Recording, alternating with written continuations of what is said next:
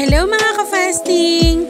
So for today's video, ipapakita ko lang po sa inyo kung paano namin nilinisan yung isdang dilis. So ang gagawin lang po namin dyan is itotorta siya. Kaya tinatanggalan namin ng mga tinik or hinihiwalay namin yung tinik dun sa mga laman ng isda. So for today's video ay magkakaroon lang tayo ng seryosong usapan. So bakit nga po ba ako pumasok ng professional mode kay Facebook? So ang sagot po is wala lang.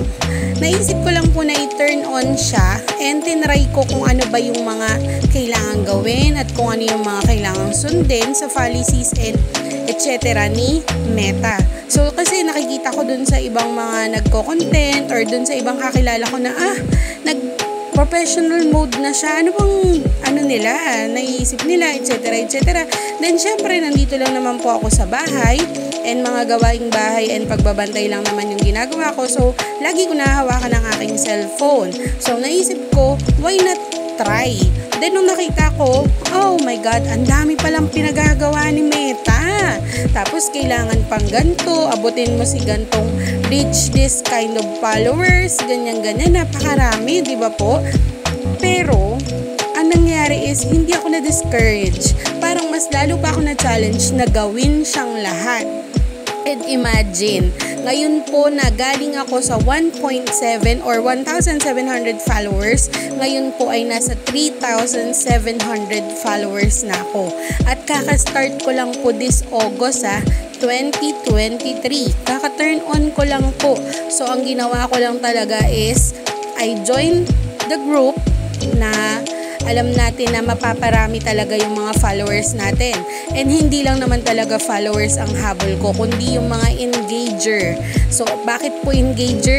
Kasi yun yung mga araw-araw na manonood ng reels, videos mo, contents mo, magre-react, magko-comment, which is, yun po yung pinaka-importante para sa ating mga content creator, vloggers, etc. Diba? Views ang kailangan natin. Hindi natin totally kailangan na i-push na araw-araw magkaroon tayo ng followers. Ang kailangan natin ay views, no? At yung mga tao na marireach natin, yun ang importante talaga.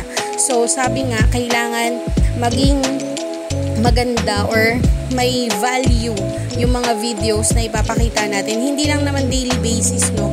Yung parang meron silang pwedeng makita na video everyday na magbigay sa kanila ng meaning of life, na hindi sila mawala ng pagkakataon na ay, kaya pala nila, why not gawin ko din?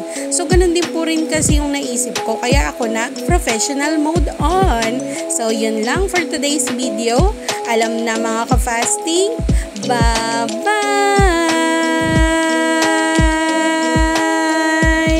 Tiwala lang lagi sa sarili at panindigan natin kung ano ang ating naumpisahan. Bye!